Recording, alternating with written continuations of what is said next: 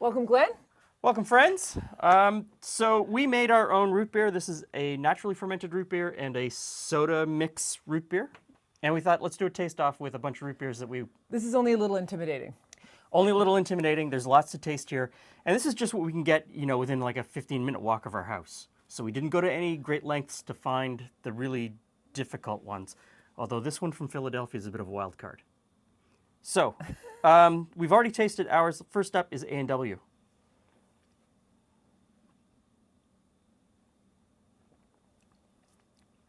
Now, A&W is probably the quintessential root beer to me. It's the one that, as a child, I always had. It's very sweet. It's It much is. more caramely It is very Than- caramely than- and very sweet. than the ones that we made. Even as a kid, we would go to A&W, you'd drive in, and they'd bring the tray over and put it on your window. We had that too. Yeah. So this one's fairly sweet as well and has that same caramely kind of flavor. Again, I think that's why you love it so much as a kid, right? It's sweet, it's caramely. It's sweet, it's caramely. Now, some of these have citric acid in them, and some of them don't, which I think is very interesting. Some of them have anise seed. Some of them have things that are fairly off-piste for a root beer. I think as long as you have sassafras, you can call it a root beer. That one tastes slightly different. Still very root beery. Yes, but I'd call it muted.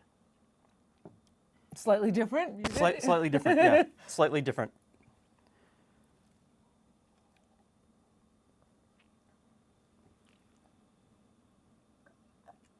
Well, it has like a coffee. I want to say a coffee overtone, but I'm not sure. Yeah. I'm not a, Yeah. sommelier. I am not. I do not have a well-trained palate for flavors, but there's something that's a bigger flavor in the beginning of there's that a- one that's not the root, Yes. not the sassafras. Definitely not. I don't know what's in that one. It's again, so far they're all very lovely. But they're all just they're a all little very bit they're all different. they're all very different. They all have a different kind of.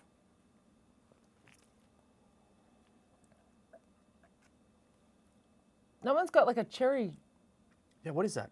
Of- Barks? Yeah, it's got like a cherry This is the overtone to it. least root beer so far.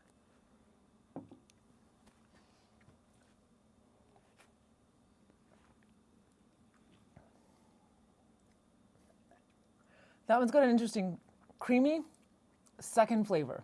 Yes. That's very creamy, for lack of a better word, like a cream soda, a kind of undertone to it. So I would put these as that first flavor that you get is not super root beery on either of these, but the Boylan's has that creamy aftertaste. It's kind of interesting, but I wouldn't call it a root beer. I wouldn't call it a classic root beer that I like.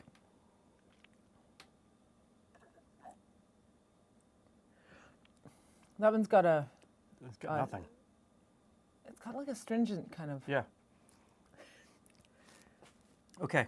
and it could just be that it's the last one of this many. No. Okay, so this one, that Jones? Sorry, Jones. Not a root beer. It's funny because that one is the most rooty of the root beer. Of all of these, that one has that very strong root whole- yeah. flavor to it. Yes. Like that is the plant. It's there. It's not. It doesn't have any of the additional flavors in it, like the caramel flavor or the It doesn't. Yeah, it doesn't have those other. It doesn't. or the berry flavors or the other ones. It is straight up root. So I would say if you like, it was Barks. If you like Barks root beer and you tried this homemade root beer, Very different. very different because this has. Our homemade root beer is very sassafras forward, and that's the other thing. None of these have the full sassafras root in them because they have to remove the saffrole, which changes the flavor. Yeah, I don't think any of them have. None of them have that kind of. I'm gonna be full of bubbles soon. Okay. I'd say one of. That's a tough. I have no I mean, I can't really rate them. They're all different. They're not. They're not. They're a little bit like this, but not a whole lot like this. Yeah. Okay. And I wouldn't declare any of them to be, something I wouldn't drink. Yeah. I've declared Did you? I Glenn declared- Glenn declared. He was not afraid. He declared. banished from the side. Is it even in frame? Oh, it's just at the edge of frame. just- Well, just bring that just right back into Banished to the stove banished over there. And in my own rating system, I would say I would, if I had our own, because I like the bigger flavor, and then I would have A&W, and then maybe the Stewart's.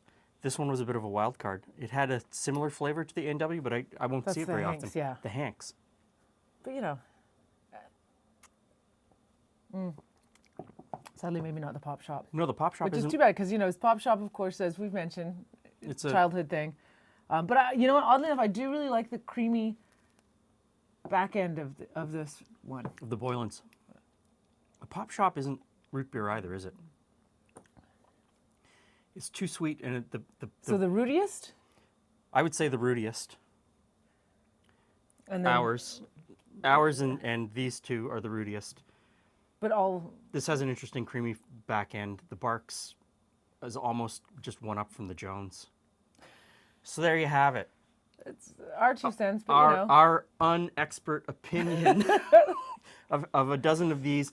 And the great thing about making this at home is that once you make the first batch, you can play with it and you can make it sweeter. You can change the roots that you're using. You can add other things. And in the description, I will put in some of the other ingredients that I know are in these, because some of these brands brag about what they put in as well as the roots, and others aren't going to tell you anything.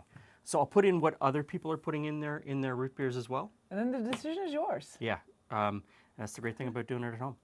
Thanks for stopping by. See you again soon. Take care.